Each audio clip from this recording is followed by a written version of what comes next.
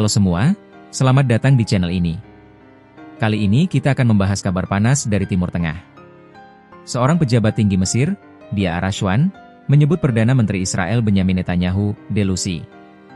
Ia bahkan menantang Netanyahu untuk membatalkan kesepakatan gas antara Mesir dan Israel, yang selama ini menjadi salah satu poros penting energi di kawasan. Apa sebenarnya yang terjadi? Mengapa gas kini menjadi senjata baru dalam pertarungan geopolitik Timur Tengah? Mari kita bahas tuntas. Sejak tahun 2019, Mesir dan Israel memiliki kesepakatan besar dalam bidang energi. Gas dari ladang raksasa Leviathan dan Tamar di Israel dialirkan melalui pipa bawah laut menuju terminal penerima di Sinai Utara. Kegunaan gas ini ada dua. Satu, untuk kebutuhan domestik Mesir, karena permintaan energi di sana terus meningkat. Dua, diekspor kembali dalam bentuk LNG dari kilang Idku dan Damietta, menuju pasar Eropa dan Asia. Perjanjian ini diperpanjang hingga tahun 2040 dengan perusahaan NewMed Energy.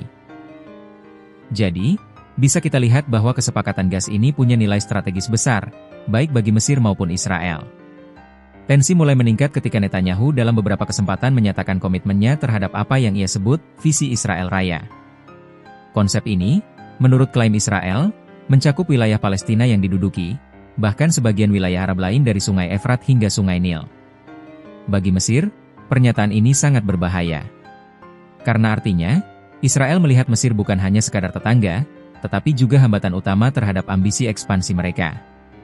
Rashwan menegaskan, Netanyahu memandang Mesir sebagai bahaya, duri dalam dagingnya, terutama karena Kairo adalah garis pertahanan pertama melawan penggusuran warga Palestina. Laporan media Israel menyebut Netanyahu sedang mempertimbangkan untuk menunda perjanjian gas. Namun, Rashwan dengan tegas menantang, jika Netanyahu percaya Mesir hanya punya satu jalur energi, ia berhayal. Pemerintah Mesir memiliki alternatif dan skenario.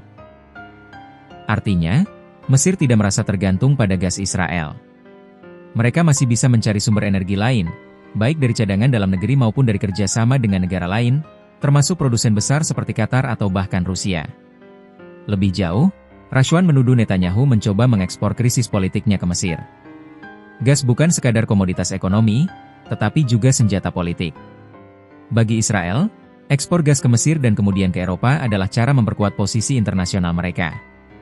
Bagi Mesir, perjanjian ini memberi pemasukan dan stabilitas energi. Jika perjanjian ini dibatalkan, dampaknya bisa sangat besar. Bagi Mesir, perlu mencari sumber energi pengganti. Bagi Israel, kehilangan jalur utama ekspor gas ke pasar internasional. Bagi Eropa, bisa memicu krisis energi baru, terutama setelah perang Ukraina-Rusia membuat pasokan gas semakin terbatas. Mesir juga menegaskan bahwa posisi mereka terhadap Palestina tidak berubah. PM Mostafa Madbouli menegaskan, perpanjangan perjanjian gas tidak memengaruhi sikap Mesir terhadap perang Gaza. Kairo tetap menolak segala upaya menggusur paksa warga Palestina atau melikuidasi perjuangan mereka. Dengan kata lain, Mesir berusaha menjaga keseimbangan, tetap bekerja sama di bidang energi, tapi juga menjadi benteng pertahanan bagi rakyat Palestina. Jika Netanyahu benar-benar menunda atau membatalkan perjanjian gas, beberapa skenario bisa terjadi. 1. Mesir mencari alternatif energi dari negara lain. 2. Israel kehilangan jalur strategis ekspor LNG. 3. Ketegangan politik antara Kairo dan Tel Aviv semakin memanas, memengaruhi stabilitas kawasan. Dari sini kita bisa melihat, konflik Israel-Mesir bukan hanya soal Palestina, tapi juga soal energi dan geopolitik global. Gas kini menjadi senjata baru dalam perang diplomasi Timur Tengah. Pertanyaannya, apakah Netanyahu benar-benar berani membatalkan kesepakatan gas dengan Mesir?